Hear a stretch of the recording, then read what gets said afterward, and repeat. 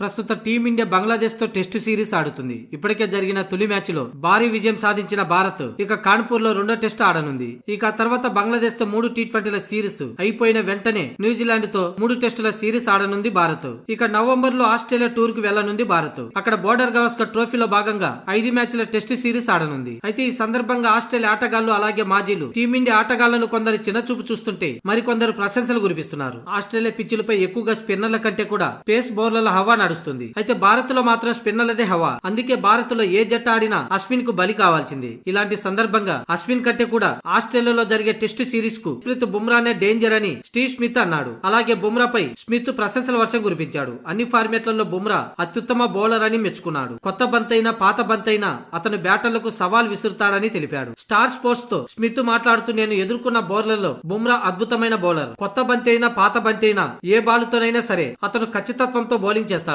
అతనికి ఆ నైపుణ్యాలు ఉన్నాయి. అతను గొప్ప బౌలరే కాదు, 3 ఫార్మాట్లలో అత్యుత్తమ ఫాస్ట్ బౌలర్ అని చెప్పడంలో ఎటువంటి సందేహం అక్కర్లేదు. అతన్ని ఎదుర్కోవటం ఎల్లప్పుడూ సవాల్గానే ఉంటుంది అని స్టీవ్ స్మిత్ చెప్పుకొచ్చాడు. అయితే భారత గడ్డపై మాత్రం అశ్విన్ ఎదుర్కోవటం చాలా సవాల్తో కూడుకున్నది. ఆస్ట్రేలియా గడ్డపై మాత్రం ఫాస్ట్ బౌలర్లదే పైచేయి. ఇక ఆసీస్ గడ్డపై 7 టెస్టులు ఆడిన జస్ప్రీత్ బుమ్రా 32 వికెట్లు తీశాడు. బోర్డర్ గవాస్కర్ ట్రోఫీ కోసం భారత జట్టు నవంబర్ లో ఆస్ట్రేలియాకు వెళ్లనుంది.